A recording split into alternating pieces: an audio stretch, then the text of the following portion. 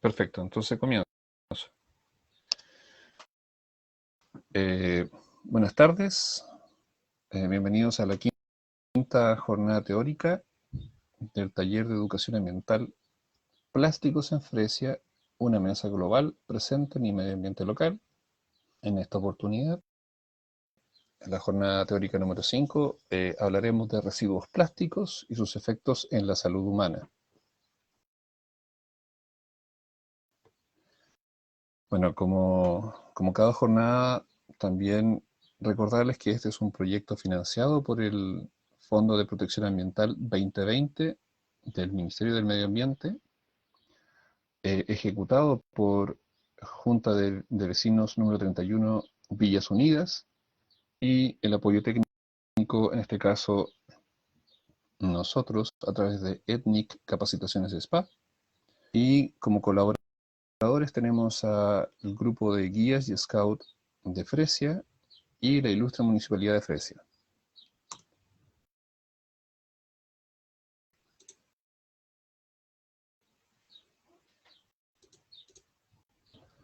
Bueno, si no nos han visto, bueno, ustedes ya conocen esta diapo.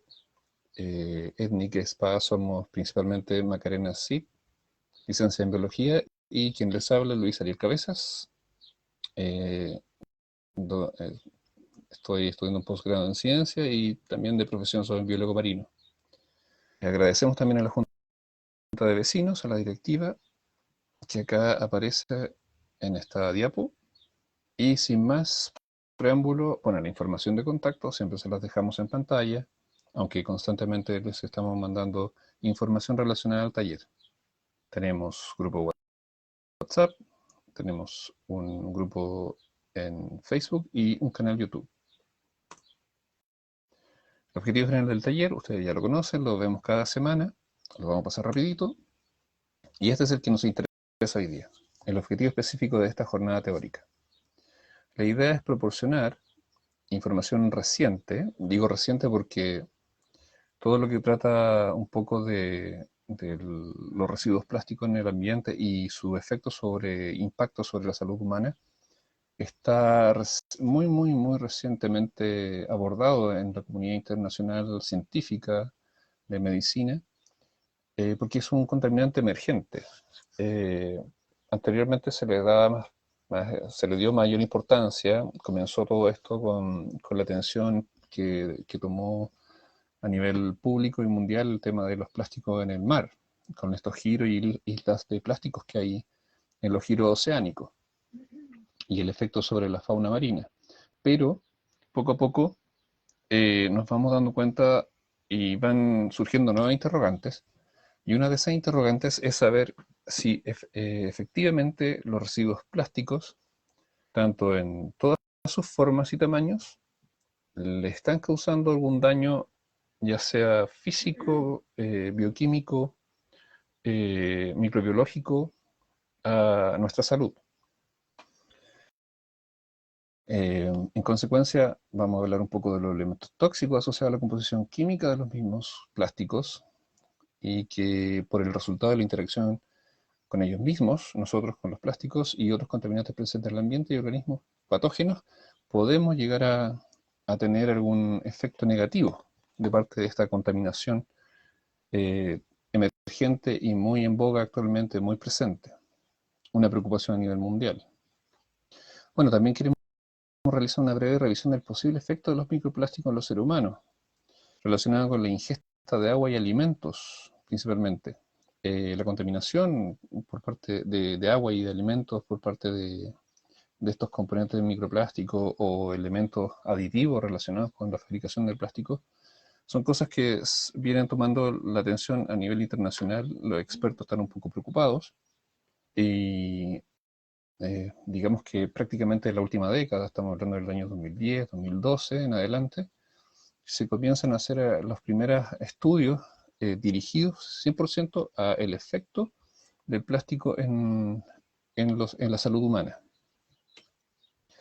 Pero primero, hablar un poco de qué es el plástico, porque hemos estado transmitiendo durante 5 jornadas hemos visto los efectos del plástico en el medio ambiente, hemos visto la importancia también de valorar nuestra biodiversidad y nuestro patrimonio natural presente en la comuna a través de lo que fue nuestro hilo conductor, que fueron las cuencas hidrográficas presentes en nuestra comuna, y ver in situ y también a través de estas presentaciones mostrarles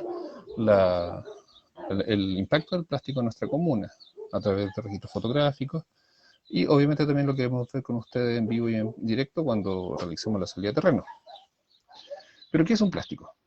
Bueno, un plástico, según la RAE, según la Real Academia Española, son ciertos materiales sintéticos que pueden moldearse fácilmente y están compuestos principalmente por polímeros, como la celulosa, por ejemplo, o en este caso una bolsa de plástico.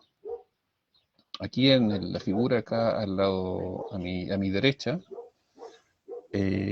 podemos encontrar encerrado acá un polímero, que en el fondo está compuesto de una forma muy sencilla explicándolo, está compuesto por pequeñas unidades individuales que se llaman monómeros, que en el fondo son simplemente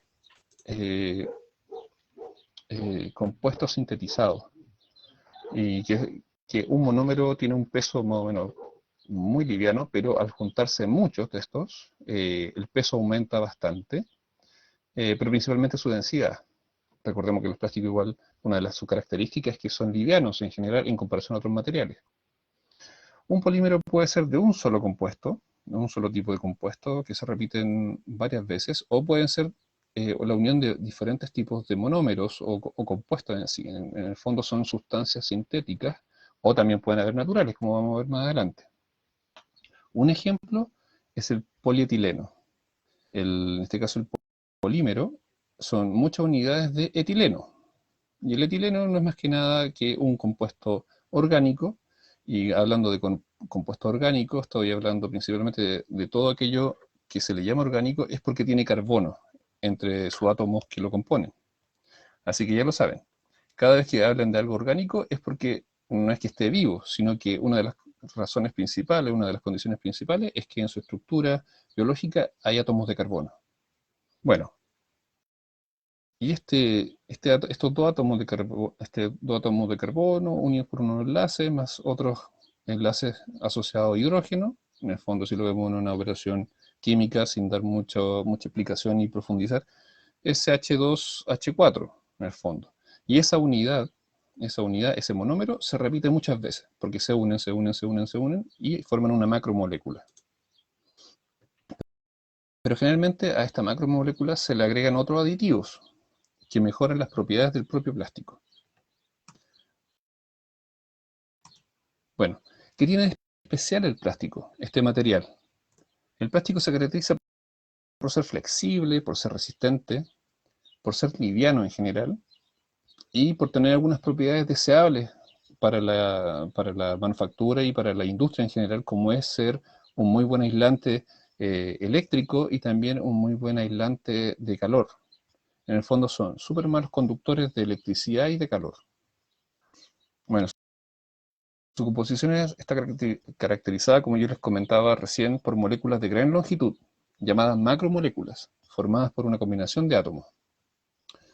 Y el monómero es la unidad básica, como lo estábamos hablando. En este caso, en el caso del polietileno, era carbono e hidrógenos principalmente. Y un polímero es la unión de todos esos monómeros. Cómo se van uniendo y dependiendo de la cantidad de carbono e hidrógenos que existen y de otros grupos radicales que le dan función, van cambiando la estructura y obviamente va cambiando las propiedades del material plástico. Pero aunque ustedes no lo crean, hay plásticos que son naturales. Aquí los vamos a dividir principalmente en dos tipos. Aquellos que son naturales, como por ejemplo la resina, el caucho, la caseína, que en el fondo son aquellos plásticos que encontramos en la naturaleza, como materias primas, principalmente sacados de vegetales. En el caso de la resina, eh, presente en muchos vegetales y árboles, en general muchos arbustos y árboles, podemos encontrar esta resina. Y uno de los casos más particulares es el caucho. el árbol del látex. El látex, bueno, el caucho es un tipo de látex natural, desde el cual se comenzaron a crear, por ejemplo, un montón de artículos, entre ellos el neumático. Bueno, después se comenzó a sintetizar artificialmente el neumático, pero la idea básica era cómo lo sintetizaba, en este caso la planta o el árbol del caucho, que se encuentra principalmente en la Amazonía. Pero también hay algunos tipos de plástico que son de origen animal. Y la caseína, ustedes la consumen habitualmente. Caseína significa queso. En el fondo es una proteína animal derivada de la leche, una de las más abundantes dentro de los componentes de la leche, de las proteínas, y es la que principalmente te da la contextura, la densidad, la textura al queso. En el fondo la caseína es un montón, es principalmente el queso que nosotros sacamos y lo dividimos del suero y de otros elementos que están presentes en la leche. Bueno, y dentro de los sintéticos, que en general son la mayoría de los plásticos los que más abundan, se obtienen mediante el proceso a partir del petróleo, del carbón, entre otros. Es decir, son derivados del petróleo. Son compuestos que se derivan después de un tratamiento y de su fabricación. Muchas veces el plástico se obtiene gracias a procesos químicos, reacciones químicas, y que involucran una alta presión y también temperatura. Plásticos sintéticos, los más comunes, hay una gran variedad, lamentablemente, pero dentro de los más comunes y los que más estamos más familiarizados en nuestra casa, en el día a día, están todo esto, del 1 al 7. Bueno, en la próxima sesión, que es la que viene la próxima semana, vamos a hablar un poco más de reciclaje y vamos a profundizar en esto. Pero quiero simplemente detenernos en algunos detalles. Si se dan cuenta, el número 1, llamado PET también, su nombre más bien químico es tereftalato de polietileno. Si se dan cuenta, en el otro es polietileno de alta densidad. En el número 3 es policloruro de vinilo. Si se dan cuenta, la palabra poli se repite en casi todos estos elementos. Y estamos hablando de polímeros. En el fondo son polímeros de etileno, en el caso del 1, polímeros de etileno de alta densidad, en el caso del 2, policloruro de vinilo en el caso del PVC, y así sucesivamente. En el 5, por ejemplo, uno de los más usados es el polipropileno, que son polímeros de propileno. Y el poliestireno, que también es muy común, que son polímeros de estireno. Y así sucesivamente. Pero ahí ustedes ven la asociación entre el nombre de los plásticos, que para facilitar un poco más su uso y el entendimiento se traducen a través de sus siglas, más que nada. Y el número 1, por ejemplo, se asocia principalmente a botellas plásticas, el 2 a plásticos de diferente tipo y que son de alta resistencia en general, por ejemplo, envases de detergentes, de algunos cosméticos, y bueno, y así sucesivamente. Pero bueno, vamos a profundizar un poco más en esto la próxima sesión, y quiero que tomen solamente atención en el número 1 y en el número 5, porque después van a salir nuevamente mencionados. Lo que tiene que ver con el tereftalato de polietileno, que es el número 1, o PET, y el PP, que es el polipropileno, el número 5, que está muy relacionado con artículos que se utilizan para comer, es decir, con bombillas, con vasos, con platos en general. Son a veces difíciles de reciclar, pero se caracterizan porque son resistentes y son fáciles de moldear. Pero recuerden esos dos, el PET y el PP. Ahora, propiedades y aplicaciones de plástico en general. ¿Por qué usar plástico? ¿Por qué se volvió tan masivo su uso? ¿Por qué porque está en todas partes y porque está en todo tipo de actividad? La verdad es que sus propiedades son bastante deseables para la industria en general y, por qué no decirlo, para nosotros también. En el fondo el plástico, si fuera bien usado, no tendríamos mayor problema. Si fuera depositado y desechado de una forma adecuada, o reutilizado o reciclado, no tendríamos que estar hablando de estas problemáticas en el medio ambiente, ni menos en la salud de los humanos. Bueno, tiene un reducido peso. Y esto le permite a los fabricantes, por ejemplo, a todos aquellos que envasan sus productos, entre otras cosas, permite ahorrar menos peso. Ahí se ocupa un transporte, se pueden llevar mucho más unidades de las que podría llevarse si fueran de metal o si fueran de otro elemento que es más pesado. Y obviamente eso también se traduce en ahorro de transporte y combustible. Tiene propiedades aislantes, como lo comentábamos al principio. Si se dan cuenta, hay muchos circuitos eléctricos en todo lo que tiene que ver con el circuito eléctrico. Está aislado, los cables están aislados, los cables de cobre están aislados con plástico. Y son un muy buen aislante. Prácticamente no hay problema al tocar un cable que está recubierto de plástico. Claro, siempre con cuidado en el caso que esté conectado a la red central. Eh, Se utilizan tanto en enchufe, en interruptores, en la herramienta eléctrica, en producto electrónico. Es decir, el plástico está presente, aunque no lo queramos, en todas nuestras cosas, en nuestros utensilios, en nuestros equipos, en nuestro día a día, en nuestros celulares, en nuestro computador. Bueno, tiene otra propiedad que es su transparencia, que es adecuada para aplicaciones como lentes, en iluminación, en embalajes, en la construcción de lámparas, o en superficies transparentes diferentes del vidrio que se utilizan bastante. La resistencia a la corrosión, eso es una cosa que ayuda bastante, y por ejemplo también la capacidad que tiene para absorber golpes en comparación al vidrio, por ejemplo, que se rompe con mayor facilidad, y siendo más peligroso.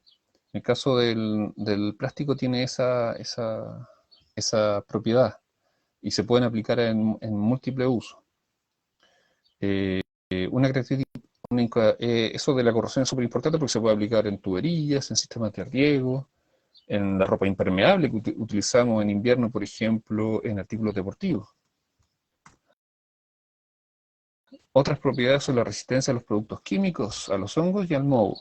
En el fondo son de alguna forma inertes. No, en teoría se supone que no reaccionarían con microorganismos o con otro tipo de microbio o de patógeno.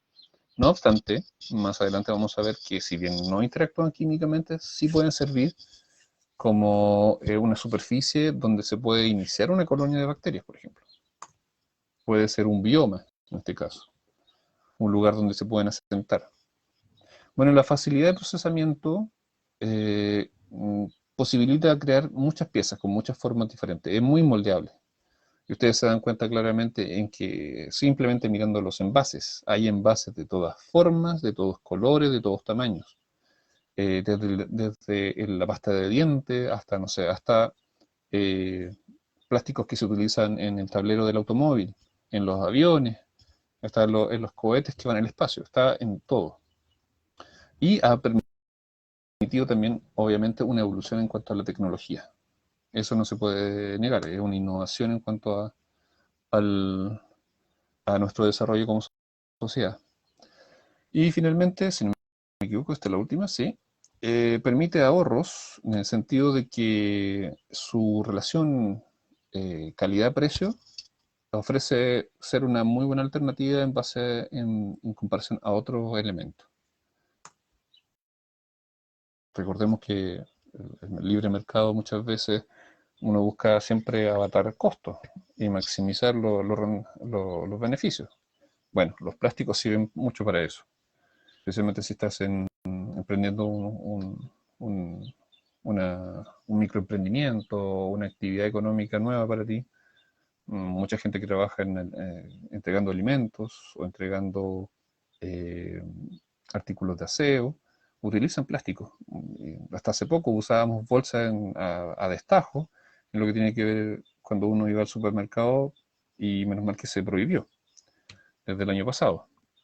El tema es que vivimos rodeados de plástico. Es un material inventado hace ya casi 150 años.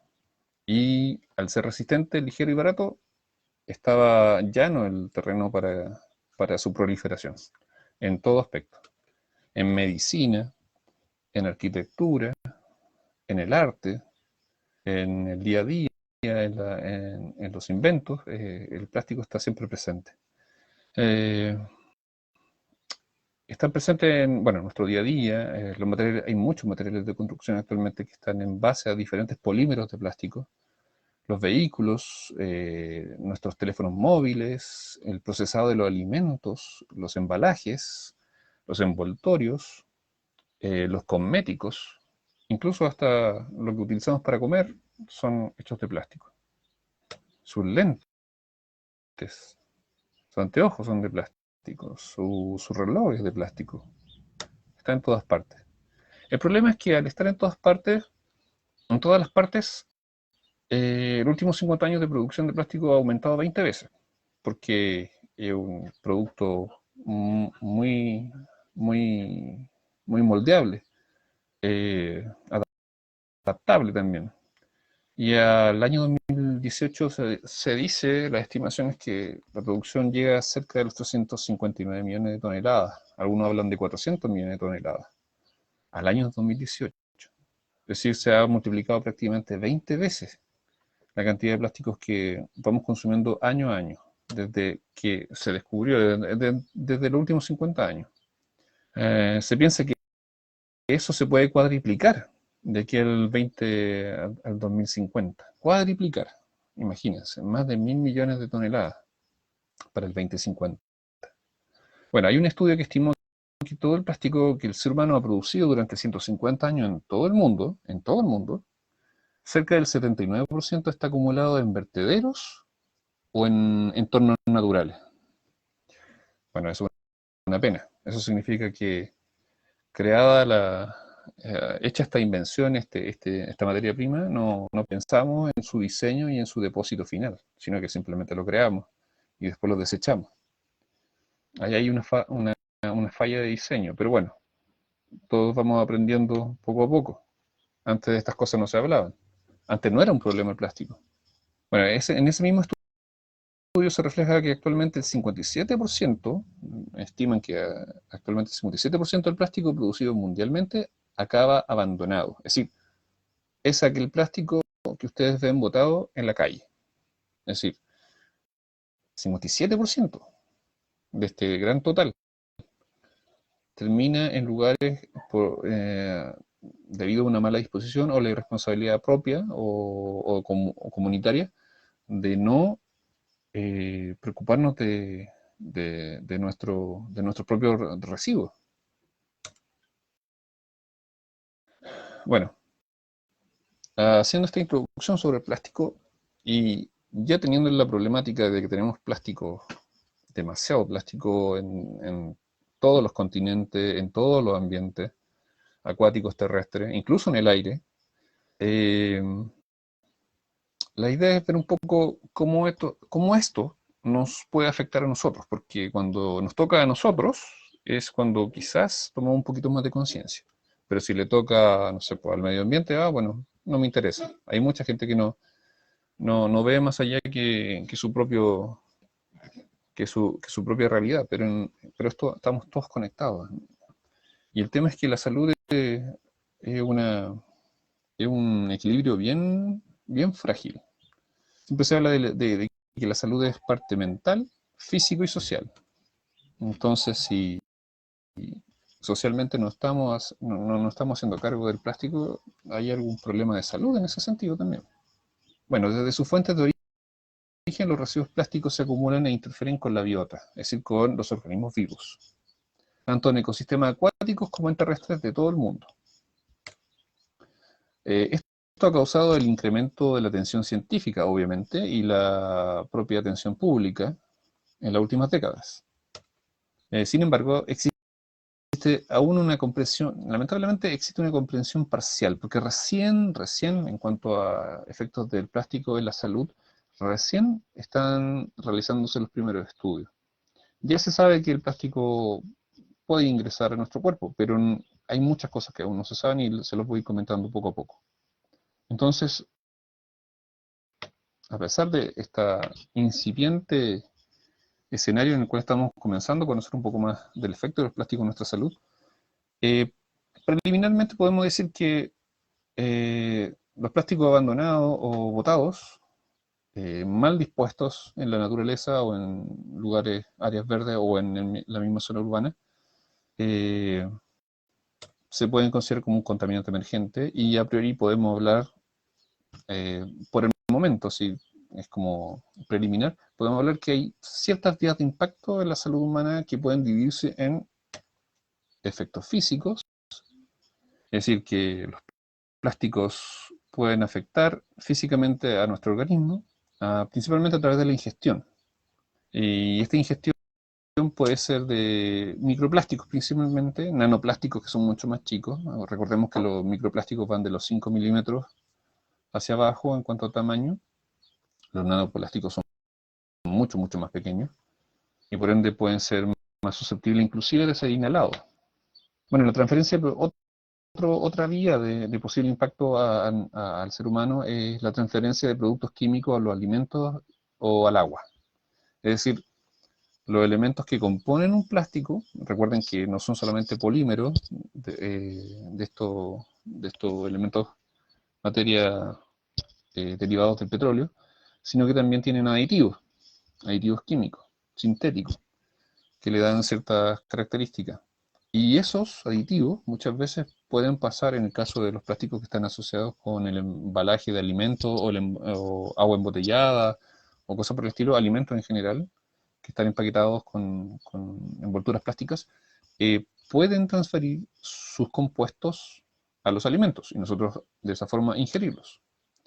Pero esta transferencia de productos químicos puede ser inherente de los plásticos, como lo que estamos diciendo, como los propios componentes del plástico que envuelve a la comida o que contiene la comida, pero también cuando ya botamos este plástico o lo encontramos en la naturaleza, este sigue absorbiendo o puede absorber, especialmente a través de microplástico, porque se puede mover mucho más dispersar mucho más, pero plásticos en general también, macroplásticos también, pueden absorber químicos.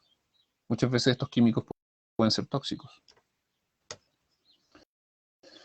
o causar alguna disrupción o algún efecto, alguna alteración en las cadenas tróficas, por ejemplo. Bueno, la otra vía de transporte, la tercera que podemos deducir, es el transporte, es decir, de microbios y agentes patógenos en general en las superficies de los microplásticos, principalmente de los microplásticos. Y por último, otra vía de acceso a nuestro interior, a nuestro organismo, puede ser la inhalación a través de la vía aérea de microplásticos. Bueno, ese pequeño listado de 4 vías, en realidad no le costó encontrarlo, porque como les digo, esto está recién siendo atendido en la comunidad científica y en la comunidad médica como un contaminante nuevo y de preocupación. Pero de todo lo que pude leer y recabar, pude sacar esa como división. Puede ser un poco antojadiza, pero nos puede ayudar a entender un poco más. Veamos los efectos físicos de nuestro organismo, derivados de la ingestión de plástico. En este caso de microplásticos principalmente. Este es un estudio bien interesante. Si bien no se ha publicado todavía en una revista científica, sí fue presentado en un seminario, en un congreso de medicina. Estos son estudiantes, si no me equivoco, estudiantes y también algunos ya médicos, doctores, vinculados al área de la investigación en medicina. Y en un congreso, el año, si no me equivoco, este es del año 2018, sí, del 2018, eh, quisieron evaluar la concentración de plástico en heces humanas, es decir, vieron en la feca humana de un número determinado de personas que se sometieron a esta prueba y empezaron a buscar si había microplásticos. Y siguieron todo un protocolo, toda una metodología. Y lo interesante de esto es que se lo voy a mostrar a continuación. Estas personas son de la Universidad Médica de Viena. Esto estamos hablando de Austria. Y presentaron este trabajo en un congreso en Suiza, si no me equivoco. Es un póster. Bueno, aquí les voy a resumir los resultados, que es lo más interesante. En general ellos tomaron a 8 personas. Habían 8 participantes, 5 mujeres, 3 hombres. entre 33 y 65 años. 2 de los 8 comían normalmente chicle, esta goma de mascar. 6 de 8 de estos integrantes, 6 de los 8 integrantes, ingirieron durante el periodo de muestreo, que creo que fue cerca de una semana, ingirieron comida de origen marino, es decir, comida marina, ¿ya? Proveniente del mar, ya sea marisco, pescado, pero proveniente del mar. Y 8 de 8, es decir, los 8 participantes muestreados, tuvieron contacto con comida que está envasada en plástico. Aquí se lo estoy traduciendo porque está en inglés. En general tomaron, durante todo este periodo, tomaron cerca de casi 1 litro, 750 ml de cualquier consumo de agua o de un brebaje, de alguna bebida, al día. Desde una botella de PET, de polietileno. De esta, bueno, son las típicas botellas donde encontramos el agua embotellada, los jugos y todo eso. El número 1, PET. Acuérdense de eso. ¿Se acuerdan que yo les dije que recordaran el PET? Bueno, aquí va. El análisis de la S ocurrió algo bien interesante. Ellos determinaron que encontraron una concentración promedio de 20 microplásticos, 20 partículas de microplásticos. Recuerden que los microplásticos acá los definen entre los 50 y 500 micrones, es decir, son un micrón es como en la milésima parte de un milímetro, es decir, es mucho más chico de 5 milímetros, son bien chicos. Imagínense, un micrón, porque dice de 50 a 500 micrones, un micrón es una milésima parte de un milímetro. Y ellos encontraron un promedio de 20 microplásticos en 10 gramos de materia fecal, en promedio. Lo más curioso es que las 8 personas testeadas fueron positivas para el hallazgo de microplásticos. Y bueno, un detalle también, estas 8 personas eran, por ejemplo, 6 eran europeas y 2 eran de Asia. Bueno, interesante porque tenemos muestras de 2 lugares, 2 continentes diferentes. 9 de cada 10 tipos de plásticos detectados se encontraron entre 9 de 10 tipos generales de plásticos que normalmente se usan. 9. Ellos habían considerado 10, pero encontraron 9 de estos que son de uso normal o cotidiano. Y se encontraban entre 3 a 7 plásticos diferentes por muestra. Y bueno, pero lo importante es que en todos tuvieron microplástico. Y aquí hay un gráfico de torta donde podemos ver la frecuencia, es decir, el número de veces que se encontró un fragmento de microplástico. Y los que más abundan dentro de las muestras, más del 60%, 62,8%, es el PP. ¿Se acuerdan del PP? Que es el número 2, que tiene que ver principalmente con productos que están elaborados como cosméticos, como detergentes, que albergan o donde se depositan este tipo de cosas, artículos de aseo. Y en segundo lugar lo ocupó el PET. El PET, que es lo que tiene que ver con las botellas, el agua embotellada, 17%, aquí en color verde. Y disculpen, me equivoqué, el 62,8, el primero, no son esos son otros, es el PE. El PP son todo el número 5, lo que tiene que ver con envases que se utilizan para contener alimentos, ya sea bebida, gaseosa, las pajitas, los vasos plásticos, las bombillas también, como se les llama, platos plásticos, bandejas plásticas, todo eso. Fue lo que más predominó. También se encontraron otros en general. De hecho, uno de los que secundó fueron los de los PS, que en el fondo son el número 6, son los que tienen principalmente estos vasos que se usan para tomar café, que son como de Plumavit o algo por el estilo, que es poliestireno. Bueno, se encontró también en tercer lugar, con un 11%. Bueno, los efectos físicos. Resumiendo, se ha encontrado y documentado la presencia de microplásticos, es decir, menos de 5 milímetros, y más pequeños todavía, en tejidos blandos de bivalvos marinos cultivados comercialmente. Los bivalvos, bueno, no son más que en este caso se encontró un porcentaje no menor, es decir, igual pequeño, es decir, por 1 gramo de tejido blando de estos mariscos, se encontró cerca de menos de una partícula, 0,5, 0,4 partículas de plástico o de fibra de plástico encontradas, pero igual hay. Eso significa que en elementos que normalmente se consumen en comida marina, encontramos este tipo de concentraciones. En el mejillón, que en el fondo es el chorito, el Mytilus edulis, en un centro que se obtuvo de un centro de cultivo en Alemania, se encontró cerca de 0,43 partículas por gramo de tejido blando. Mientras que en la ostra japonesa, que se sacó de alguna parte del Océano Atlántico, encontraron 0,34, muy cercano al otro, de 0,34, en menos de una partícula por gramo. Pero no es solamente en eso que se ha encontrado, en otros alimentos también hemos encontrado. En el año 2018, esta noticia, ustedes la tuvieron que haber escuchado en su momento, este hallazgo de los microplásticos en el 90% de la sal de mesa. Es decir, un equipo, en este caso fue liderado por un equipo coreano, me acuerdo, de investigadores, más la ayuda de gente voluntariado y la misma organización en Greenpeace, habían hecho estos estudios, pero solamente en Asia, y después se expandieron a nivel planetario, y encontraron microplástico en más del 90% de las marcas de sal de mesa. Recuerden que la sal mucha de esta sal viene del depósito y el tratamiento de agua salada.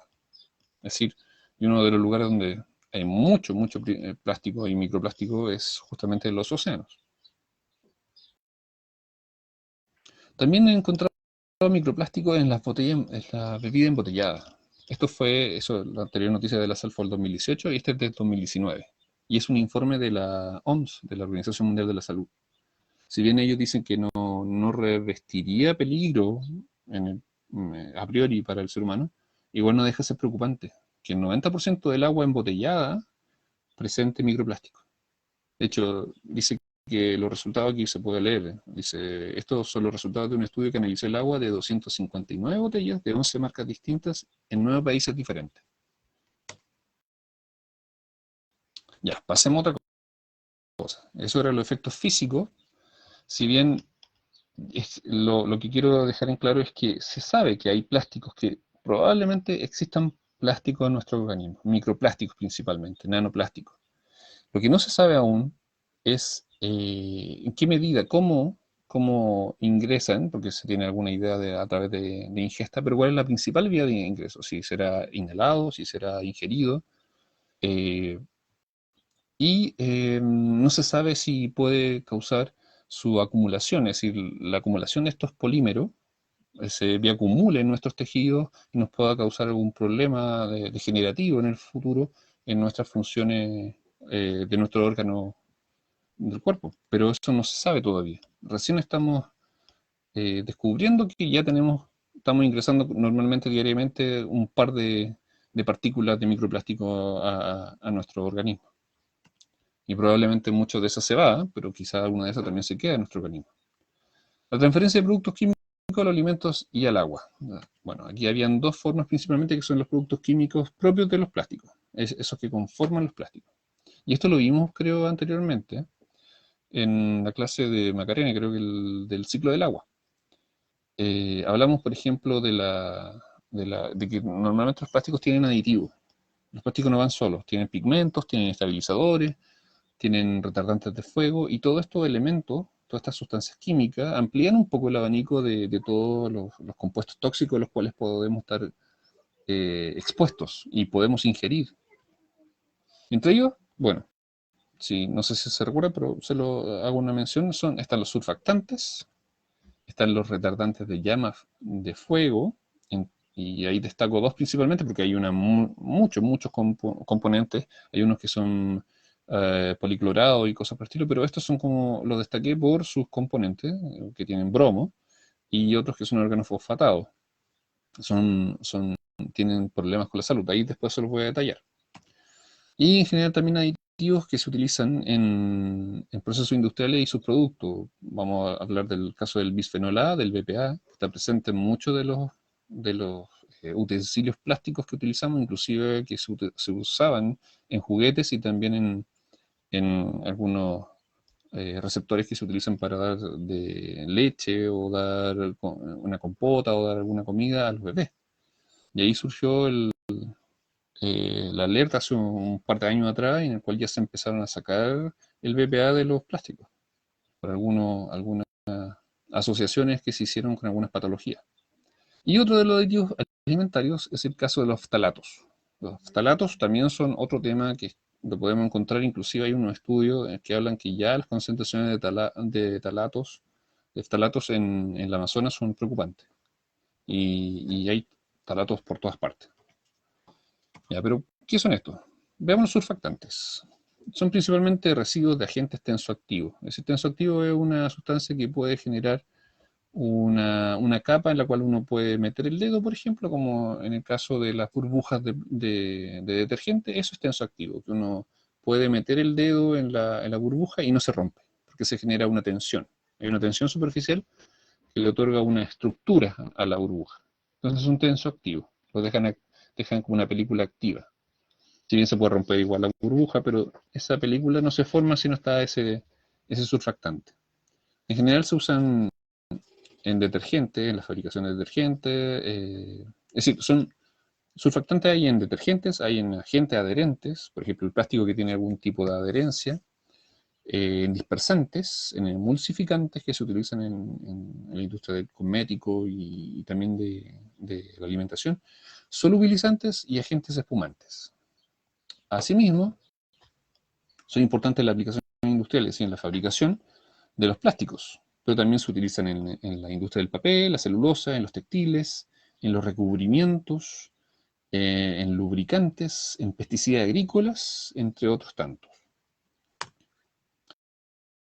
Y aquí con un triangulito rojo destaco cuál es el problema de estos surfactantes, que son estos aditivos que se agregan a los plásticos. Se ha demostrado que algunos de estos tipos están relacionados posiblemente a un recuento decreciente de esperma masculino, es decir, puede estar afectando el número y probablemente la viabilidad de los espermatozoides masculinos. Y también se cree que puede tener efectos cancerígenos. ¿Qué otro tenemos? Los retardantes de llama o inífugos. Estos compuestos organofosfatados y compuestos bromados. Son retardantes, así como muchos otros productos químicos, no son eliminados totalmente de las plantas de tratamiento. Retardantes, por ejemplo, esta fotografía podemos ver claramente se utilizan en todo, no solamente en los plásticos, también se utilizan en la ropa. Aquí hay un ejemplo muy claro, una ropa de un bombero.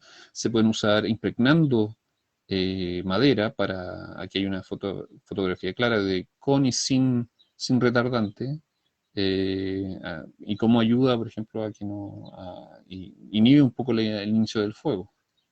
En general, estos retardantes están en todas partes, están en los circuitos, están principalmente cubriendo muchas cosas que tienen relación con calor, es decir, que se calientan o recalientan, como todo lo que es artículo electrónico y electrodoméstico.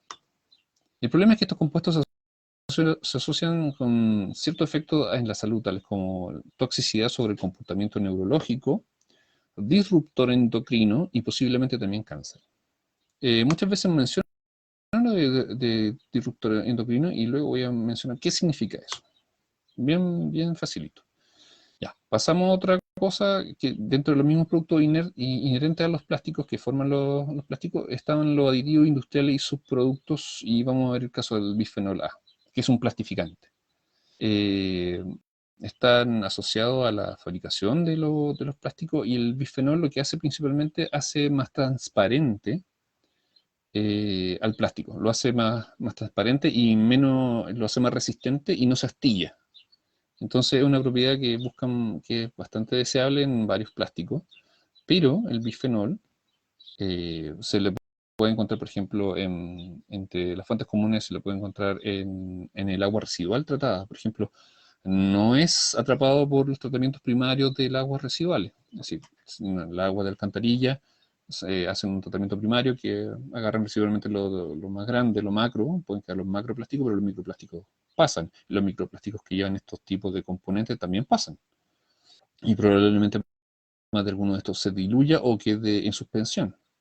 Eh, El tema es que el bifenol A se considera un disruptor endocrino, es decir, que tiene capacidad para interactuar con hormonas del cuerpo humano. Eso significa que puede afectar, un ejemplo, solo estrógenos, en el caso de las hormonas sexuales femeninas, y podría, por lo tanto, afectar a la fertilidad, el aparato reproductor y el sistema endocrino en general.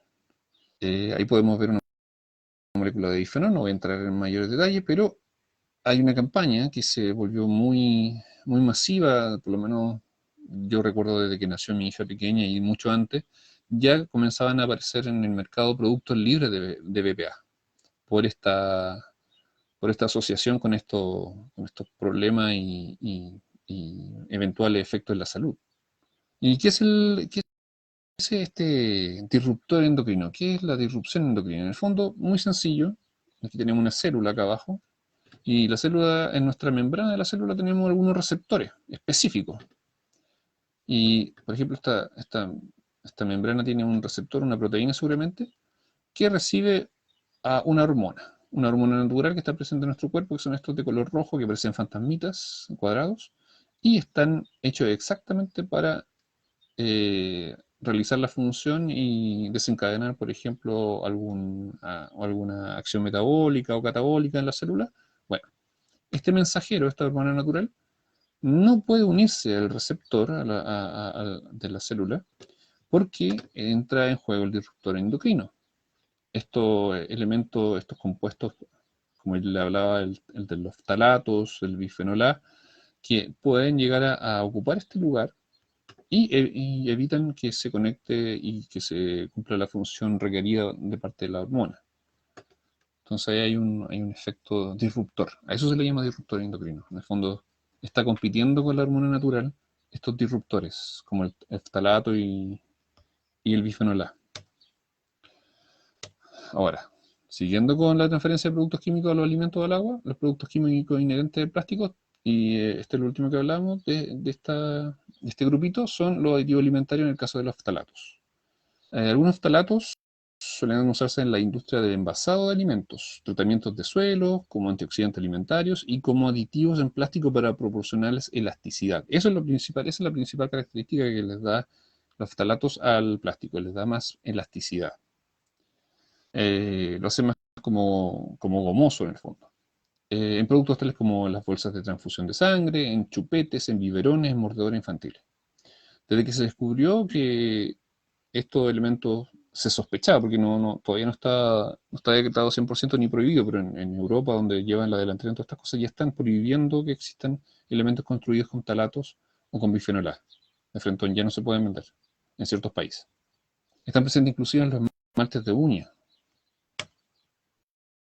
El tema es que los talatos están asociados con alteraciones también en el sistema endocrino, especialmente en los varones y en los niños pequeños, asociado a problemas de asma, eczema, alergia infantil, trastorno en el desarrollo genital masculino o alteraciones en los niveles hormonales, entre otras tantas afecciones que se han empezado a asociar a los ftalatos. Los ftalatos son un montón, esto es un grupo muy grande de ftalatos.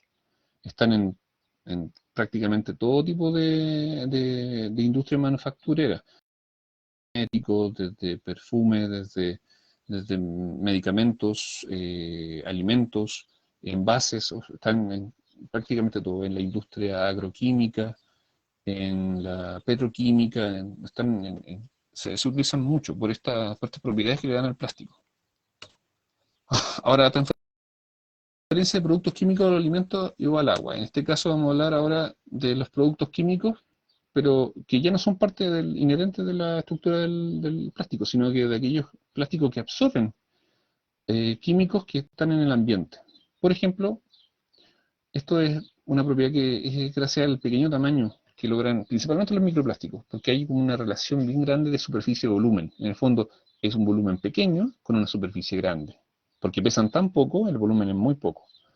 Y ahí hay una relación entre densidad y peso, entonces el volumen en general tiene una amplia superficie y el volumen no es tan elevado.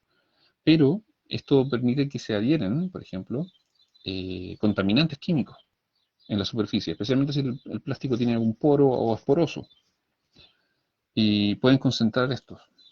Y obviamente al moverse de un lugar a otro pueden afectar la cadena trófica, por ejemplo, pueden llegar desde la calle o desde nuestra casa, pueden llegar a quedar en el sumidero del agua lluvia o en el alcantarillado y finalmente llegar al océano. En el caso de la agricultura, por ejemplo, los plásticos y los microplásticos pueden absorber compuestos tóxicos como aquellos agentes químicos activos de plaguicidas que se aplican en el ambiente terrestre. Pero también pueden estar presentes en fertilizantes, y aquí hay un caso bien particular. Esta es una noticia del diario Mercurio del año 2019 que habla de los microplásticos también están contaminando el suelo agrícola. En particular, bueno, en la fotografía se puede ver que hay algunos fertilizantes que se hacen en base a tratamientos de aguas residuales. Mucha de la agua residual lleva un alto contenido de materia orgánica que al decantar y al ser tratada se pueden utilizar como materia prima para generar abono, ya que hay elementos orgánicos, hay carbono ahí que pueden ser utilizados por plantaciones, por cultivos. Entonces agregándole otro aditivo en general, son unos excelentes fertilizantes. No obstante, los lodos que provienen de estos tratamientos, lamentablemente los plásticos pueden quedar atrapados, especialmente las fibras pequeñas. Entonces se está investigando la posibilidad de que en estos lodos que sirven de fertilizante haya una gran cantidad de microplásticos, ya sea muchos de los microplásticos que están presentes en el agua residual provienen de nuestros lavados de la ropa. Las fibras sintéticas de la ropa se eliminan constantemente y no tenemos ningún filtro especializado en la actualidad, por lo menos yo no conozco si existe, quizá en el plano internacional puede existir, pero a nivel nacional no hay un filtro que exista como para retener la gran cantidad de estos microplásticos que se liberan debido al lavado de la ropa.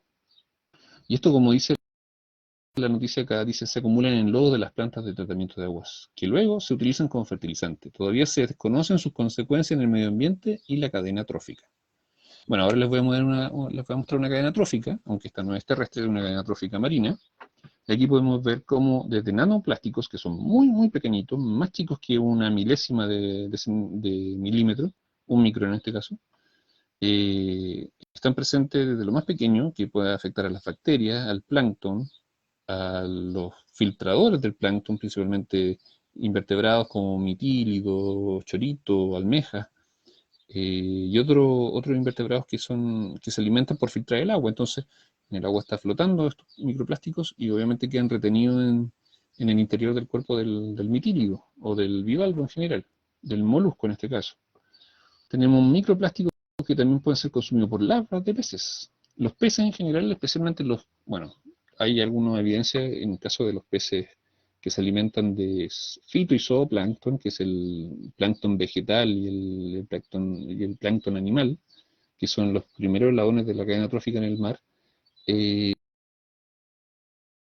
ejemplo, la anchoveta, la sardina, les gustan mucho esos primeros niveles de presas, porque tienen harta energía, son los consumidores primarios, por decirlo.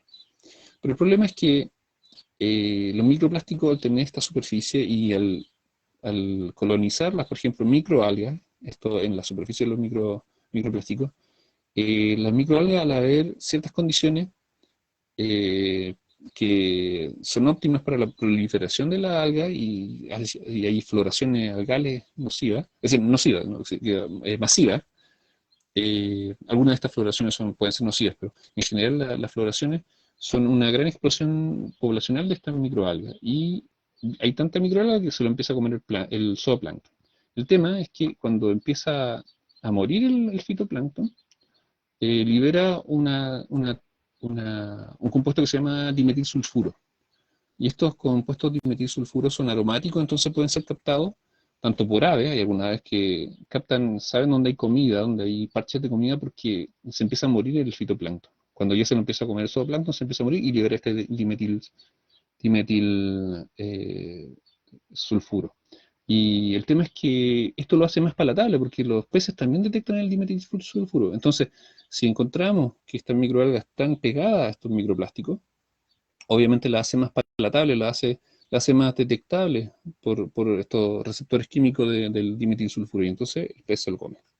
Eso pasa mucho con los microplásticos, o por lo menos se está investigando. El tema de los mesoplásticos, ya los que son un poco más grandes, sobre 5 milímetros. Aquí vemos, no sé si se alcanza a ver bien, pero es un ave y el contenido gástrico del ave, esto es un pollo que murió porque su papá o su mamá, su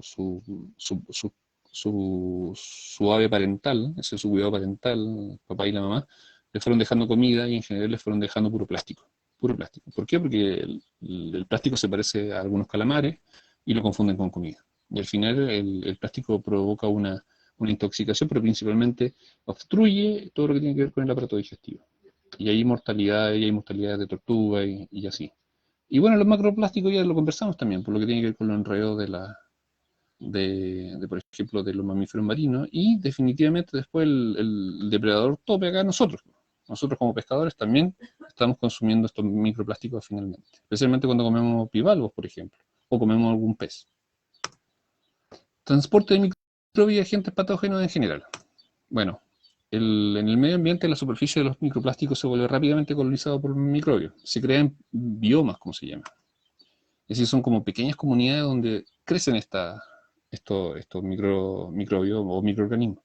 Pero estas biopelículas, estos biomas, muchas veces también se puede asentar muy bien una comunidad de bacterias o de algún hongo o de algún otro microorganismo. Se ha visto que en 7 días ya en medio acuático ya están bien formadas, inclusive en el sedimento. El tema es que muchas de estas biopelículas no son lo mismo que se encuentra en las biopelículas naturales que encontramos en la superficie del mar o en superficie rocosa o en la superficie de la alga, son diferentes. Inclusive pueden llevar organismos patógenos, especialmente si los microplásticos vienen de una fuente terrestre, por ejemplo, del alcantarillado. Y se han encontrado cepas como vibrio, que hay alguna especie de vibrio de bacterias que producen, por ejemplo, cólera u otras enfermedades estomacales.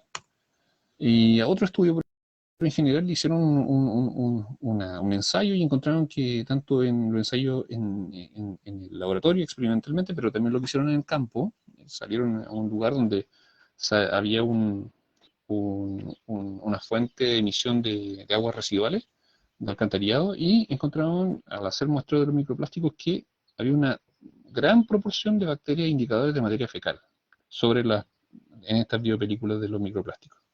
Y estaban asociadas, muy, muy asociadas a estas descargas cloacales. Es decir, pueden transformarse en vectores de enfermedades o pueden ser indicadores de otro tipo de contaminación, los microplásticos.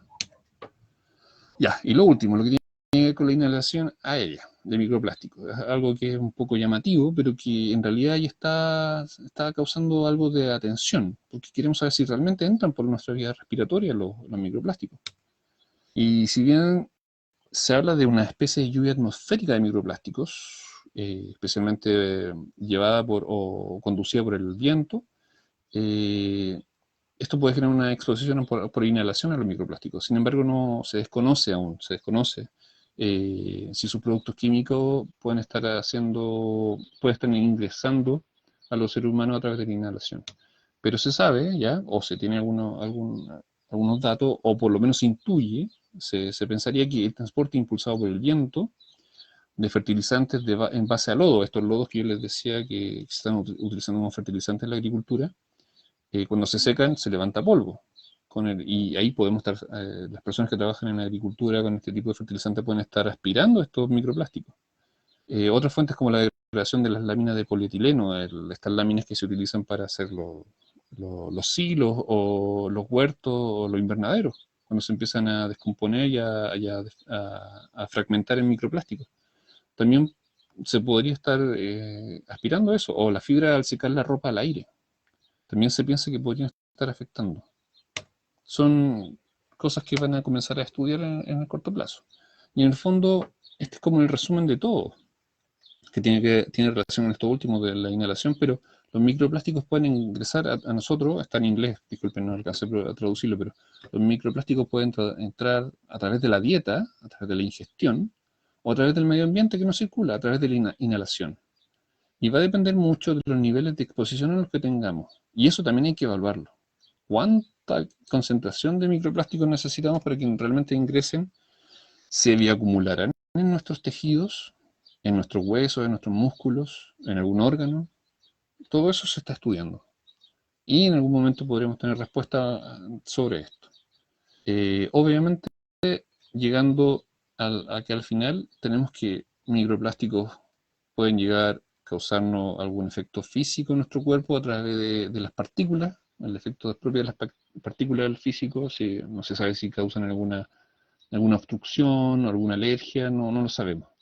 O por el efecto de los químicos, de estos aditivos, que van adheridos a los plásticos, que nos pueden causar quizá, esos aditivos pueden estar causándonos, ya sabemos que hay algunos asociados con disruptores endocrinos, con asma o con elementos cancerígenos. Y los efectos de los microbios. Cómo los microbios que viven en estos microplásticos, si ingresan a nuestro cuerpo, cómo nos podrían afectar. En el fondo, por lo menos, ya sabemos que hay dos vías que se están estudiando. Y esta fotografía es más que nada para mostrarles que la salud no es solamente la física, sino que también aquí podemos ver claramente que si tenemos estos tipos de vertederos o estos microbasurales en nuestra comuna, porque estas son fotos de nuestra comuna de Fresia, o tenemos una mala disposición de residuos, y de plásticos principalmente, o tenemos un exceso de uso de plástico en la agricultura y no sabemos cómo se termina desechando o reutilizando o eliminando adecuadamente ese plástico, claramente podemos tener problemas en nuestra salud mental y en nuestra salud social. Los vertederos y los microbasurales generan conflictos sociales. Entonces ahí tenemos, es muy frágil el tema de la salud y lo que tiene que ver también con lo mental, es decir, eh, puede afectarnos enormemente. Por ejemplo, si lo llevamos a otro ámbito, al ámbito económico, un lugar que era un destino paradisíaco para vacacionar o para pasar un buen rato, si está contaminado, claramente la familia que vivía del turismo en ese sector se va a ver mermado sus ingresos.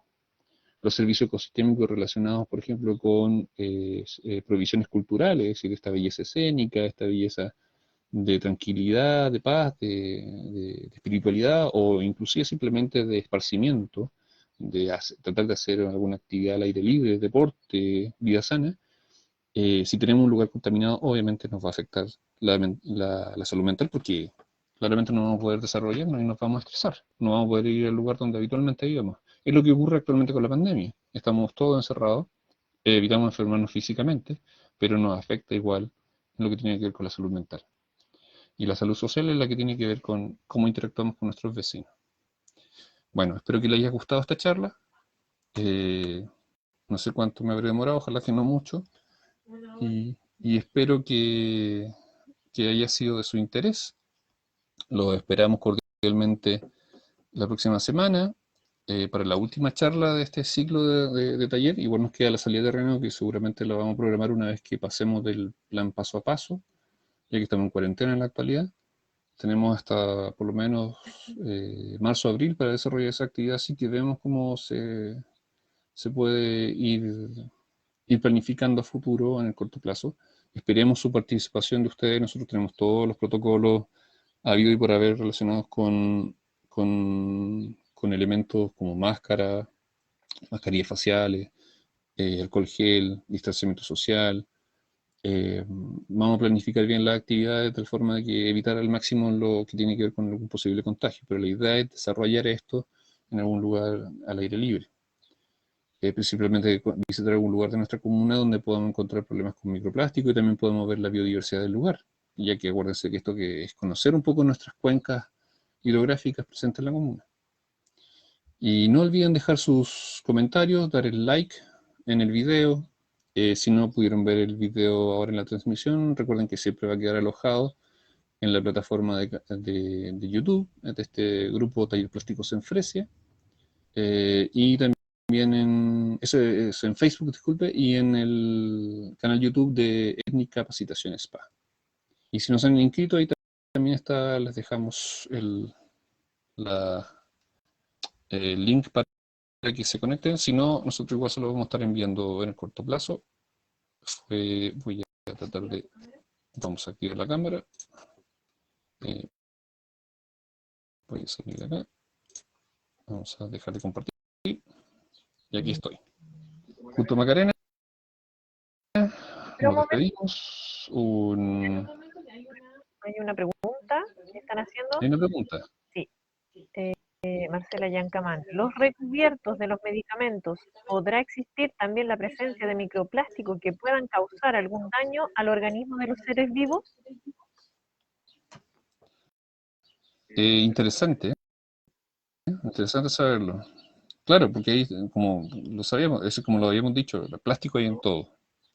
Y probablemente, lo que pasa es que la OMS dice, en uno de los, por lo menos lo que tiene que ver con este análisis que hizo estudio en el agua embotellada, dice, hasta lo que se tiene evidencia, que sería, al tener estas propiedades inocuas, inertes del plástico, no estaría interactuando directamente con la flora bacteriana, pero eso es como bien preliminar.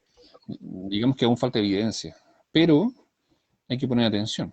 Si ya ese trabajo que les mostré de estas personas, de estudiantes de medicina y médicos de Austria, y ya es una realidad, que prácticamente yo creo que toda la población, o gran parte de la población que está en contacto permanente en esta sociedad que es bien antropogénica, y que tiene una alta dependencia de los plásticos, eh, tengamos en nuestro organismo plástico, por lo menos en el tracto digestivo. No sé si en...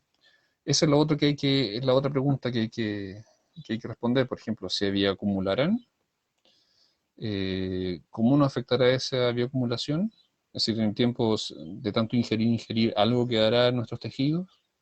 Sabemos que hay efectos, por ejemplo, de los metales pesados, que son bastante dramáticos, pueden generar bastantes problemas de salud, pero no, como digo, recién en el año 2011, 2012, se empezaron a poner en foco y empezaron a hacer las grandes revisiones de lo que hay, y también muchos de estos publicaciones científicas orientan un poco hacia dónde se debe ir en la investigación, porque falta mucho, hay muchos vacíos. Bueno, te agradecemos, Ariel. Gracias a todos por asistir a esta charla el día de hoy. Y ya nos queda la última, la próxima semana, donde hablaremos un poco más acerca de cómo controlar estos plásticos del medio ambiente y cómo saber también hacernos responsables de estos plásticos como consumidores del día a día. Además de que la ley REP también hace responsables a las empresas, los propios consumidores también tienen que hacerse responsables, que somos nosotros. Así que eso es todo por el día de hoy. Muchas gracias y nos despedimos. Chao, chao.